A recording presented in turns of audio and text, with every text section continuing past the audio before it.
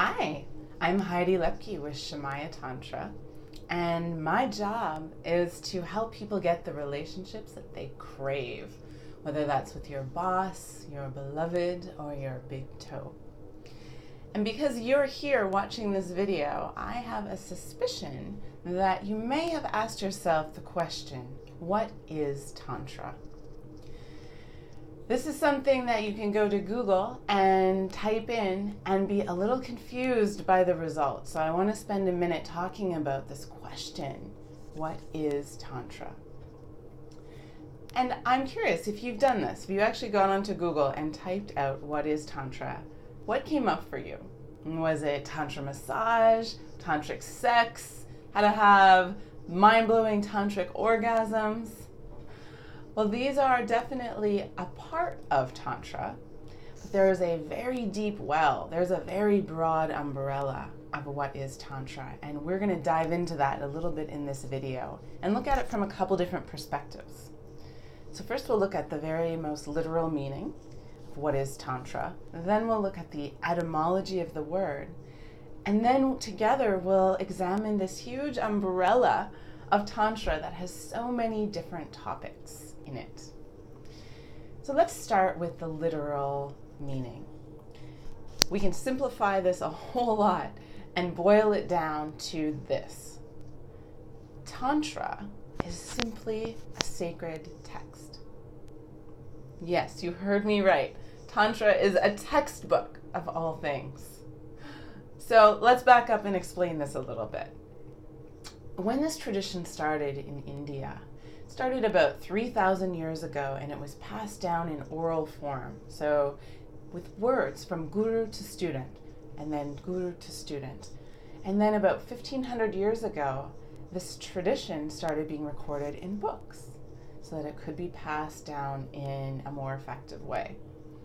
And when they took the teachings and they wrote them down for the first time, they called this book, you guessed it, a Tantra. So if we want to be literal about it, we can say that a Tantra is simply a sacred text containing all of the practices, all of the techniques, and all of the philosophy of this rich tradition. So let's look at this from another angle. Let's look at the etymology. The word Tantra is split between two Sanskrit words, tan and tra. And tan in Sanskrit means expansion, and tra is an instrument. So Tantra, the word, means an instrument of expansion.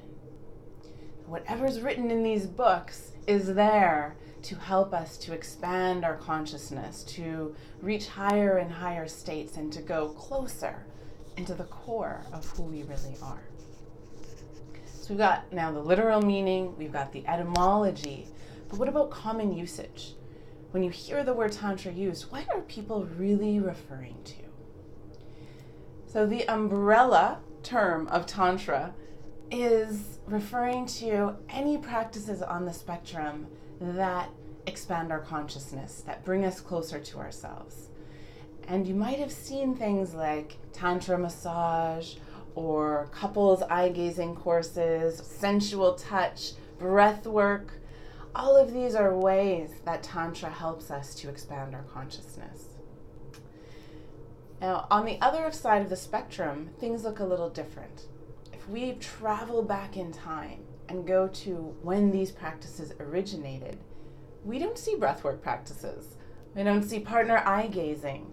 We don't see 10 ways to have a mind-blowing orgasm. We see quite a different picture.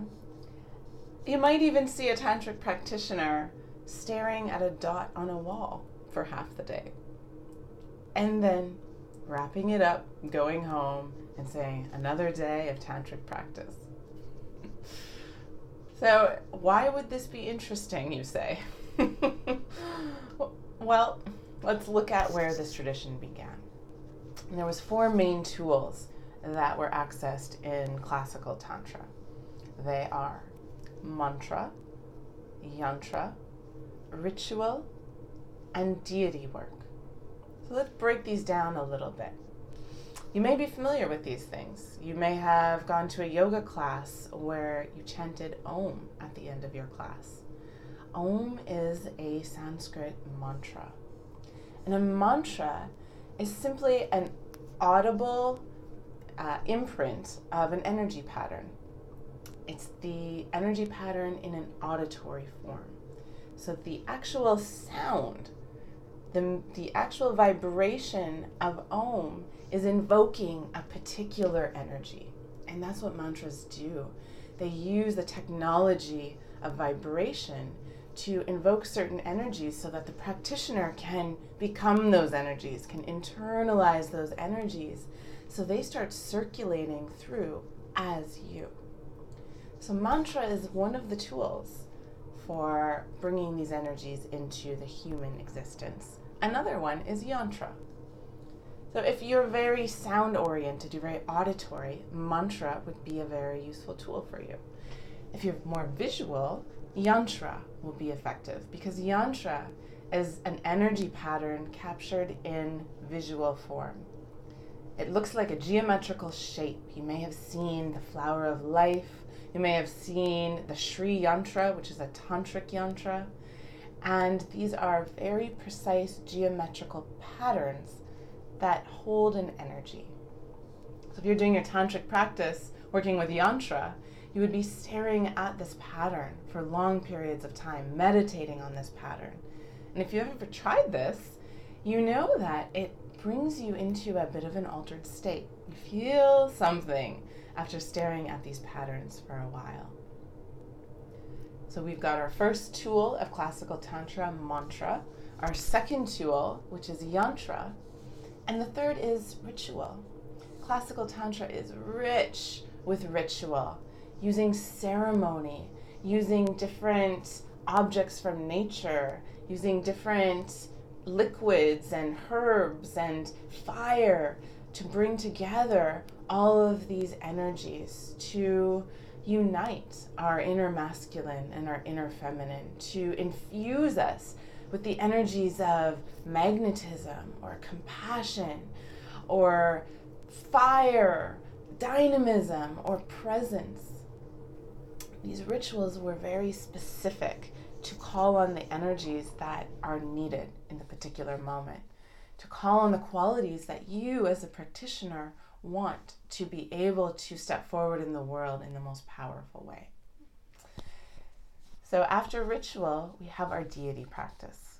And I've touched on these a little bit, but you might have seen deities in your everyday life and kind of thought, well, I'll speak for myself. I used to think this was a little bit creepy.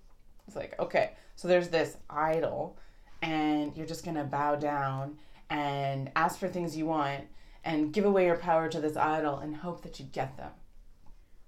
Well, I realized as I studied Tantra, this was a very limited view of deities. Because in Tantra, it's not a transactional relationship. I'm not giving something to get something from a deity, but rather the deity is a visual representation of who I am. Deity is just like a mantra and a yantra in that it's a symbol of a particular energy. So all of the energies in the matrix of the world can be accessed through tantric practice. And because our human mind really likes things that we can identify with, the tantrics brought these energies into a personalized form. They anthropomorphized the universal energies into these different deities with different clothes and different symbologies and different colors. They might be holding a trident or sitting on a lotus. And all of these symbolize different aspects of the divine that we can tap into. And the deities give us that way for our subconscious mind to connect to the energies to create a pathway for us to become that.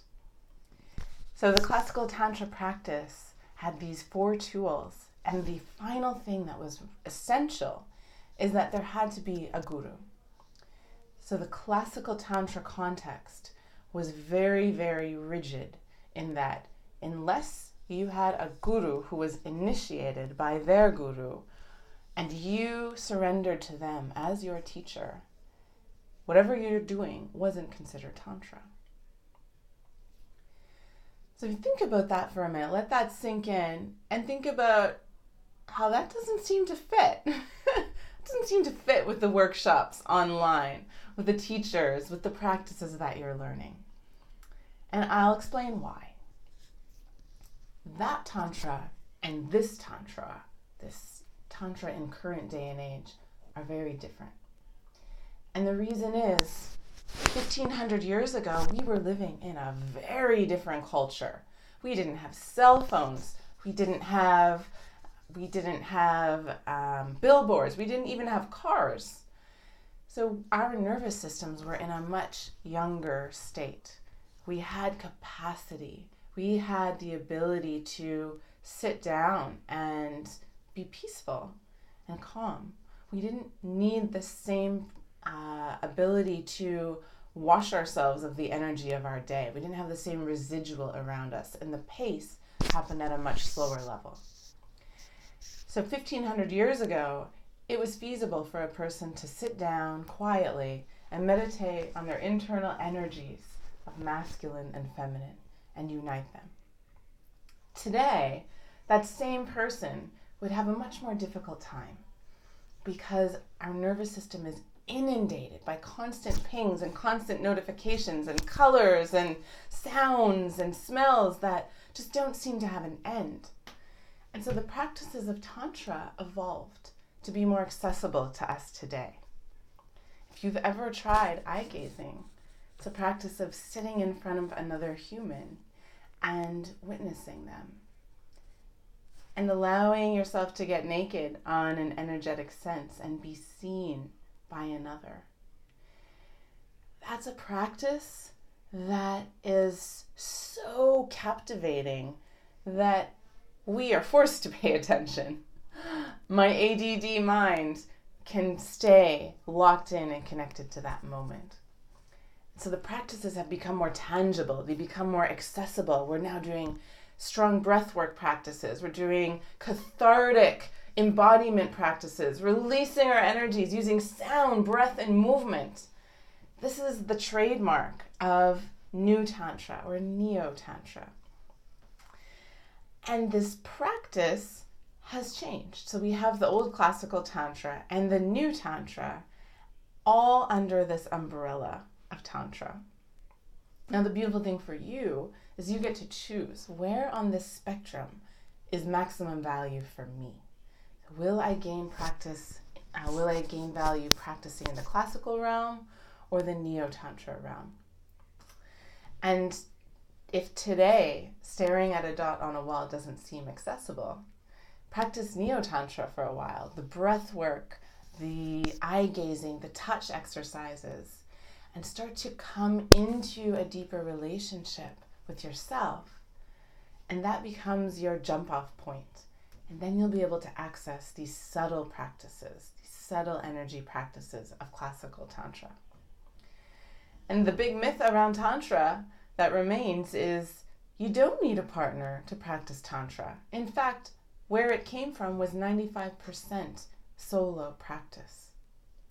So when you're in a Shamaya Tantra workshop, we're using the classical principles and designing them to be accessible for right now, right here, where you are at.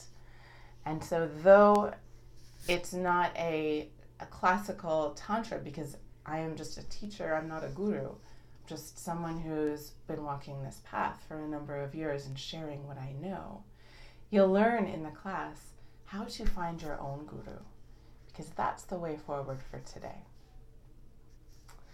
If you'd like to learn more about the roots and the history of Tantra, I recommend you study Christopher Wallace. He's wrote a wonderful book called Tantra Illuminated, where he goes into the different lineages, the different styles that existed even 1,500 years ago, and how they relate to each other.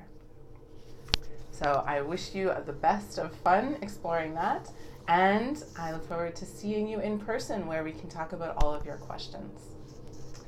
So there is your very brief introduction to what is Tantra.